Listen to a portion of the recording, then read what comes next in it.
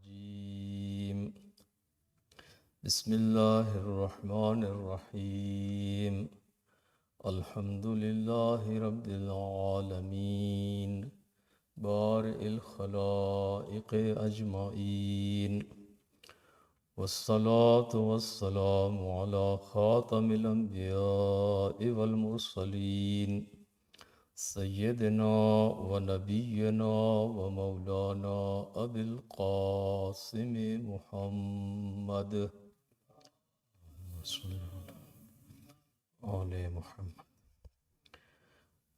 وآله الطيبين الطاهرين الذين أذهب الله عنهم الرجس وطهرهم تطهيرا اللهم صل على محمد وآل محمد أما بعد فأوصيكم بتقوى الله فإنه حبل متين وغروة وثقى صلوات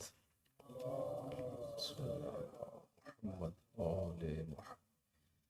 Dear brothers and sisters in Iman, first of all I advise myself for taqwa, parhezgari and piety, and then I advise all of you for the same. If you remember, we have been talking about the khutbah of Amir Mu'mineen Ali ibn Abi Talib alayhi salatu wassalam. Allahumma salli ala Muhammadin wa ali fi sifatil muttaqeen.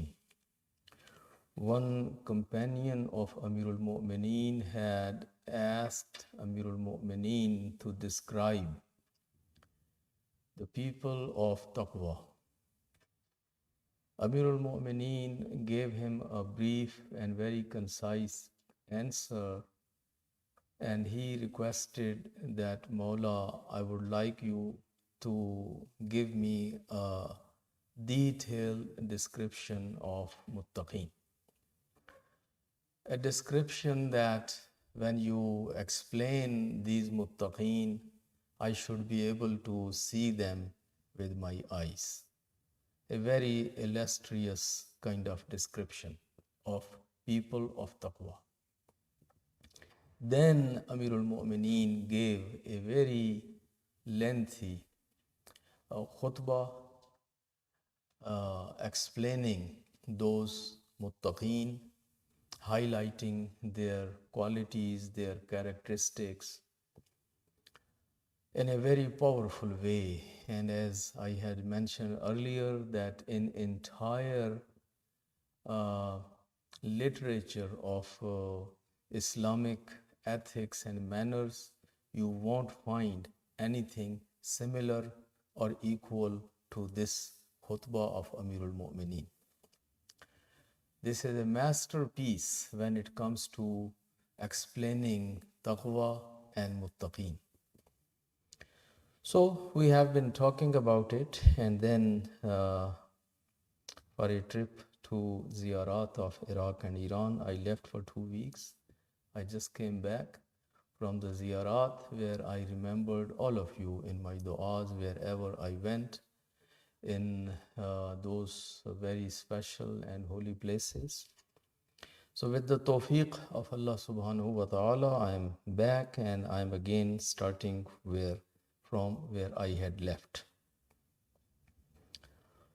We will glance inshallah a few lines from the khutbah where Amir al-Mu'mineen says about these muttaqeen. He said, قُلُوبُهُمْ مَحْزُونَةٌ قُلُوبُهُمْ مَحْزُونَةٌ وَشُرُورُهُمْ مَأْمُونَةٌ. He said their hearts are full of sadness. These people of taqwa, whenever you come across with them, whenever you talk to them, whenever you meet them, yes, they have some smile on their face, they have smiling face, they are cheerful, they are friendly, they are a good company. But if you look at their heart is full of sadness and sorrowness. قلوبهم محزونة. Why their hearts are full of sadness? Because they are concerned members of their families, their communities, and society at large.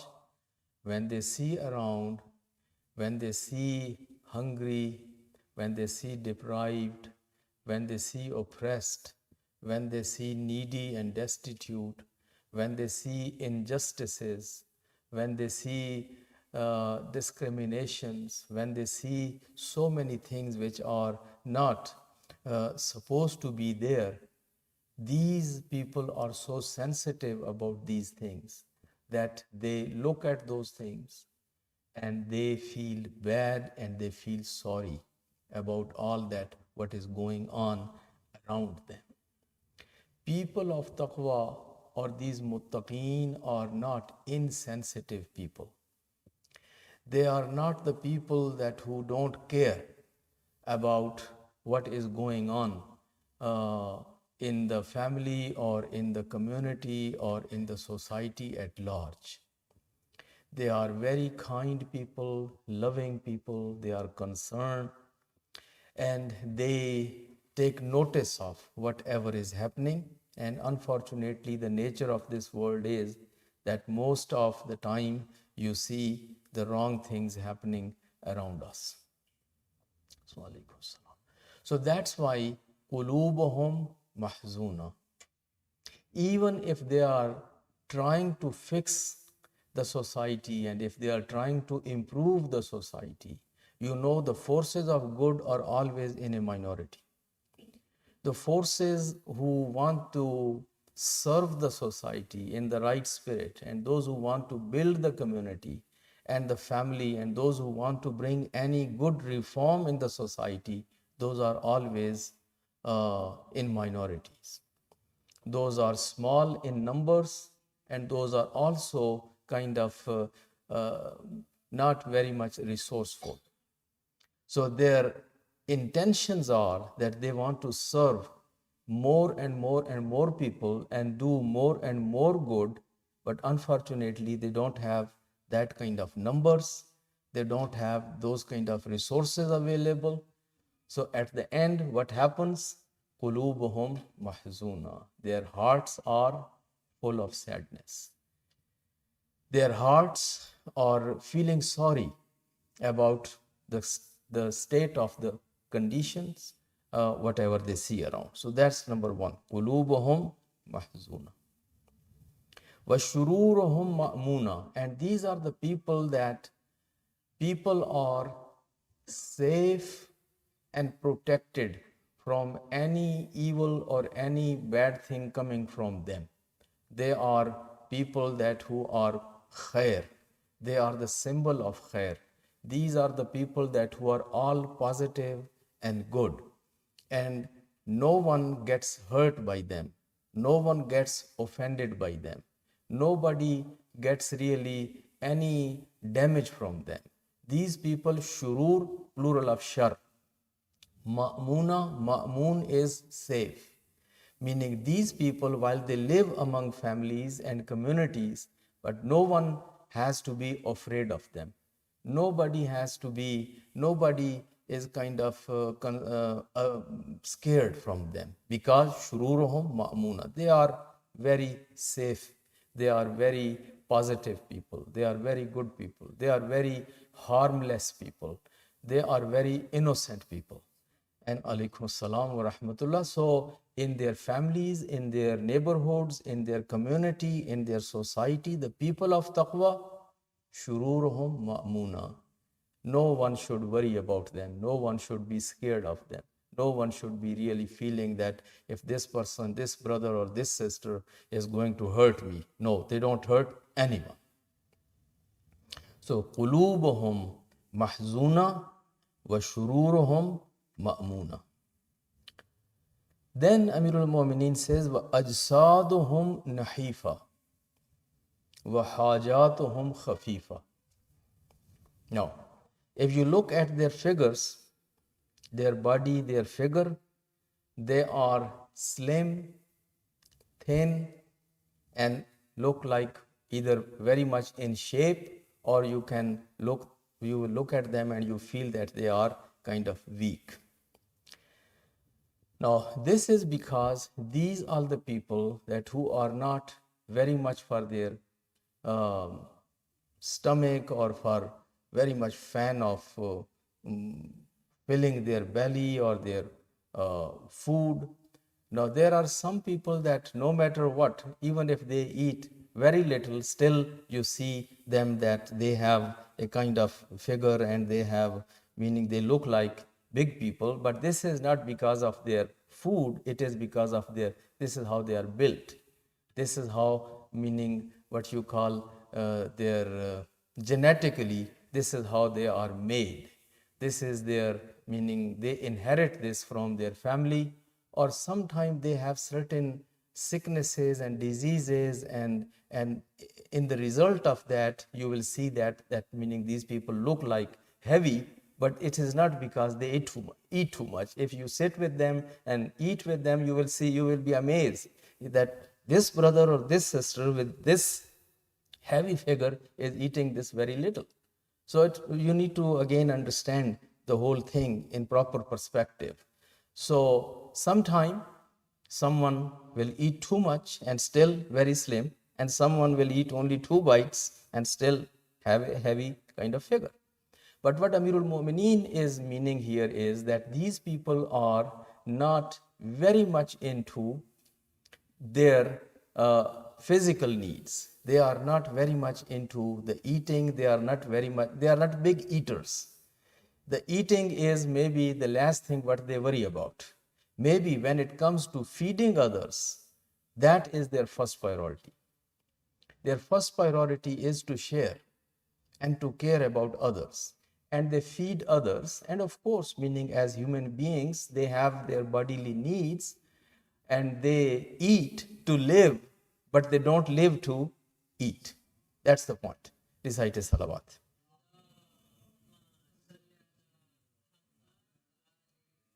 And particularly if you read the whole khutbah, you will realize that lifestyle which Amirul Mu'mineen is talking about and the mindset which Amirul Mu'mineen is talking about for these muttaqeen, that really makes you someone that who looks like, when people look at him, they will always ask, brother, are you feeling okay? Brother, are you okay? Meaning it is just because spending their half of the night standing in the prayers, for example, and they are the people that who do Salatul Layl, for example. They are the people that who do so many nawafil. These are the people that who always go out of way to help others. They are, instead of just resting at their home and living their own convenient life, they are always there to volunteer. They are always there to help others.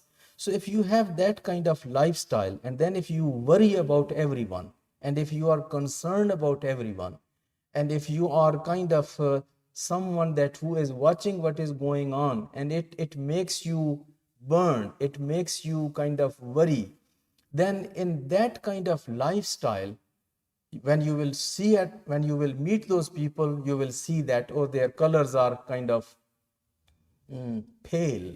Uh, when they are around you, you feel that as they are, for example, having some pain or having some sickness, or they are not at their best. Because to be at your best, you have to again have 5 meals, as they say, 5 times you have 5 servings of your food, 8 hours of sleep. Don't worry about anyone and just worry about yourself. And then, yeah, you can be somebody always at your best.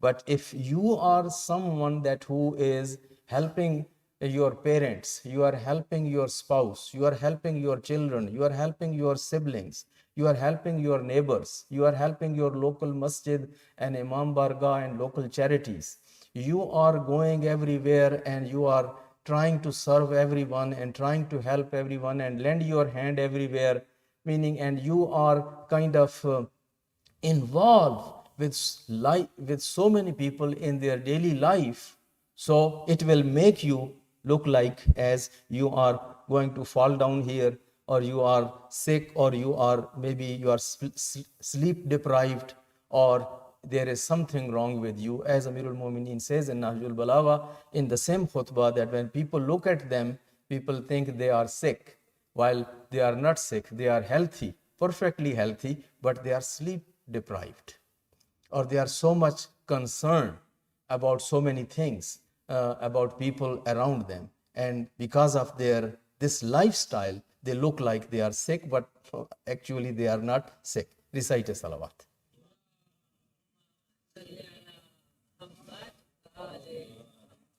So he said, أَجْسَادُهُمْ نَحِيفًا وَحَاجَاتُهُمْ خَفِيفًا. These people of taqwa, their needs are very, very little. They live with very little. They don't have very lavish kind of lifestyle. They are not very materialistic people. They, when it comes to themselves, they can live with very little. Hajat, plural of hajat. Hajat, needs. Khafifa, khafif, light. Their hajat are very little. They can live with a very little budget. They can live in a very modest kind of house. They can drive, for example, a very inexpensive car. They can also put on very simple kind of dress. They are content with simple food. So if you look at all these things, and then finally what is going to happen? That these people, their hajatuhum khafifa. Their hajat, their needs, their necessities, whatever they are in need of, those are very little. And that is why they can share the rest of that with others. Because their own hajat are very little. They can save and then spend on others. They can spend on higher kind of priorities. They can share with others. But if someone is living a very lavish lifestyle, and 5-star life, and everything has to be branded, and too much luxury, then this person, even if he or she is a millionaire, doesn't have anything to share with others, doesn't have anything to really spend on anybody else. They themselves are in need, and actually they need much more than what they have. But only those people who have little needs, who have this kind of lifestyle where they can live with little, they can live a simple and modest life, they are the one that who can include some other people in their budget and in their life. They can include their siblings, they can include their parents, they can include their needy relatives or needy friends or some people in neighborhood. They are the one that who can do that. And these are the people of taqwa. وَحَاجَاتُهُمْ خَفِيفًا. So this is, again, it explains that taqwa is a certain mindset. It is a particular kind of lifestyle. It is a certain kind of what you can say, that a viewpoint of looking at this world and this life of this world, and that mentality or that thinking or that outlook or that mindset actually has great impact now on their lifestyle. So if you see them acting in a certain way, or dressing in a certain way, or eating in a certain way, or living in a certain way, it is because of that mindset of taqwa. It is because of that mindset of taqwa. And you see here, Amirul Mu'mineen is, while he will talk later about their long and lengthy prayers, and their spending bulk of time in reciting Quran and in the prayers and nawafil and all those kind of things. Amirul Mu'mineen has a very comprehensive explanation of taqwa and people of taqwa, but In his view, taqwa is not only the prayers. Taqwa doesn't mean only praying and only reciting Quran and du'as and only just spending so much time in masjid and so much time in musalla. Yes, it is part of taqwa, but this is not the whole taqwa. Taqwa is a certain mindset, it is a certain lifestyle, and it's very, again, it includes all aspects of our life. So I still encourage you that please, all of you have Nahjul Balagha at your home, and if you get some time, we are entering in the long days of summer. So the long nights of winter and long days of summer give us some time that where we can do some of our own readings. So try to open the Nahjul Balagha and look at this sermon of Amirul Mu'mineen, which is sermon number 191, in the description or in the description of Muttaqeen. Read it for yourself and think about it line by line, and then see what can we learn from it. Recite a salawat.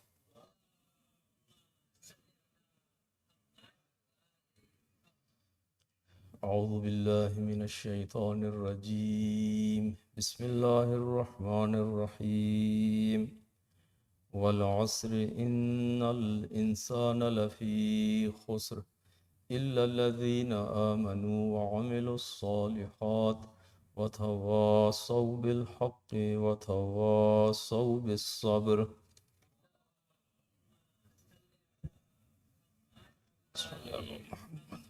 اللهم صل على محمد وآل محمد. اللهم صل على محمد وآل محمد. أعوذ بالله من الشيطان الرجيم بسم الله الرحمن الرحيم الحمد لله الذي لا إله إلا هو الحليم الكريم غافر الذنب وقابل التوب وهو الغفور الرحيم إن الله وملائكته يصلون على النبي يا أيها الذين آمنوا صلوا عليه وسلموا تسليما.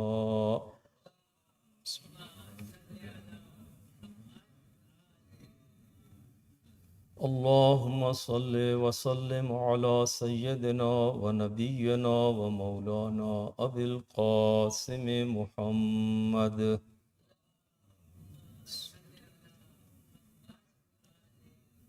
وعلى أمير المؤمنين وإمام المتقين علي بن أبي طالب صلى على محمد وعلى سيدة نساء العالمين فاطمة الزهراء صلى على محمد وعلى الحسن والحسين سيدي شباب أهل الجنة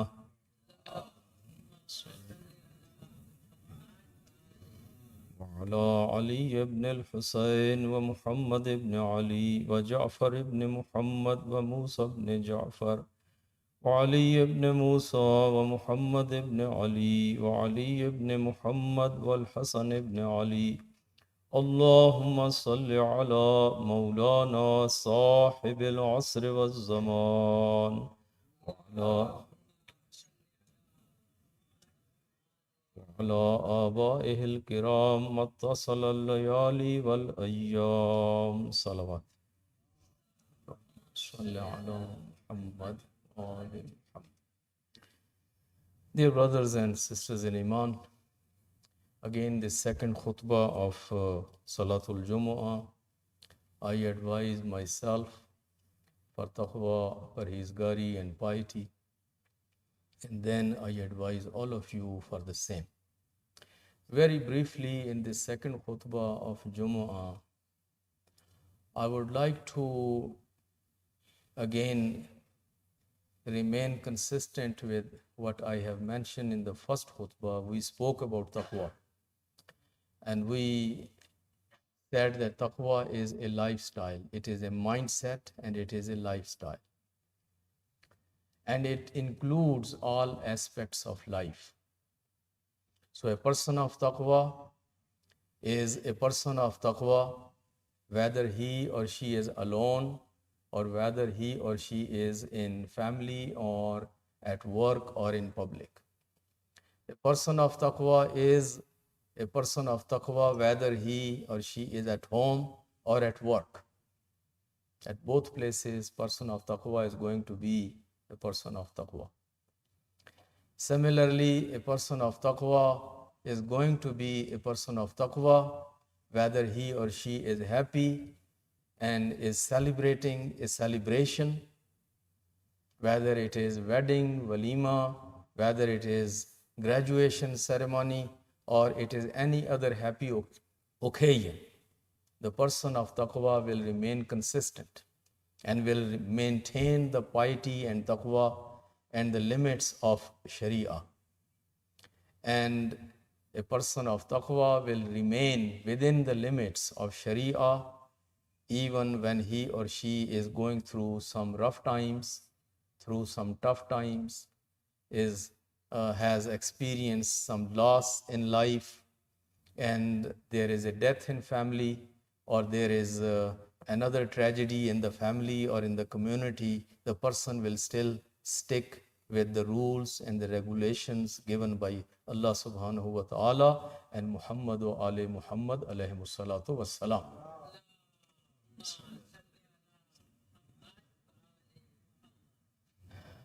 A person of taqwa doesn't change his or her. These lifestyles in different locations, in different occasions, remains consistent.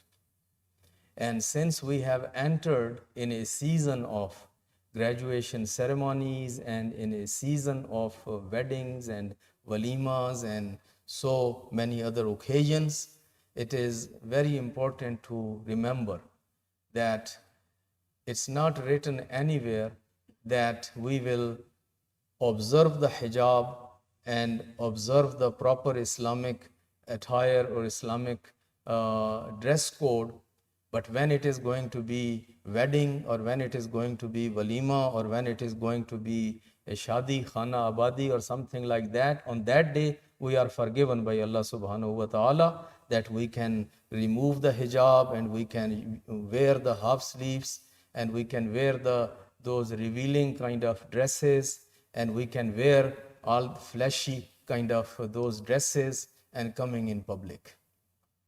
It's not allowed, it's not permissible. The person of taqwa knows that I need to remain consistent. Yes, you can wear some better outfits, you can use those outfits which are made with better fabrics, maybe with some better kind of designs, and you can do all that, but still you need to keep in mind that you have to maintain the Islamic criteria of libas. So it has been noticed, it has been seen that unfortunately on these happy occasions, people relax the rules and laws of Sharia. And they say for one day or for one occasion or one shadi or one wedding or one walima, it's okay. We have been so much obedient to Allah subhanahu wa ta'ala so far. So now today Allah has to kind of look the other side, because we are celebrating this wedding or this walima or this party. So my brothers and sisters, these weddings and these walimas and these graduation ceremonies are also bounties and blessings of Allah subhanahu wa ta'ala. And at that particular day, we have to be more grateful to Allah. We have to be more thankful to Allah subhanahu wa ta'ala, and we have to be more mindful to Allah subhanahu wa ta'ala and his rules. And we shouldn't call his anger. We shouldn't call or invite his anger and his ghadab on that day when we need His rahmat and we need His blessings and we need His favor. Unfortunately, many marriages turn into the painful marriages later on. We see them, you see them in community. Our many marriages and many of these occasions which are celebrated very lavishly, but within weeks and within months, you see the misery, you see the people that they are not enjoying their marriage, they are not enjoying their life, and they go through so much.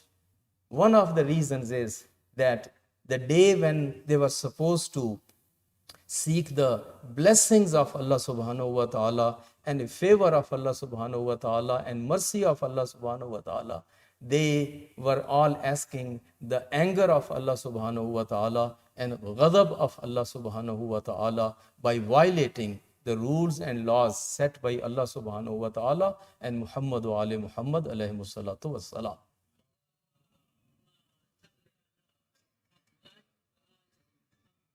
So we should be very mindful and try to remind each other that weddings, walimas, or graduation parties or other parties, they don't have exceptions from hijab, they don't have exceptions from all those kind of things. Ladies need to know their rules and laws, and men also need to know their rules and laws. They also should come in a modest dress, particularly when they are coming to these parties where women are also around.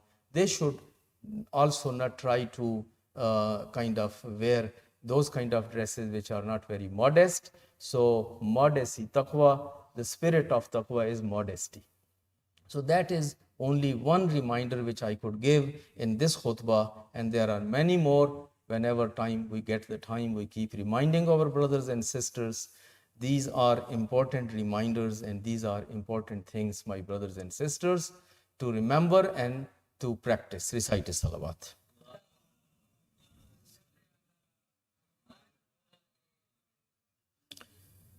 أما بعد فقد قال الله تبارك وتعالى في كتابه المجيد وفرقانه الحميد بسم الله الرحمن الرحيم توبوا إلى الله توبة نصوحا عسى ربكم أن يكفر عن سيئاتكم ويدخلكم جنات تجري من تحتها الأنهار وقال الله تبارك وتعالى أيضا إن الله يأمر بالعدل والإحسان وإيتاء ذي القربى وينهى عن الفحشاء والمنكر والبغي يعظكم لعلكم تذكرون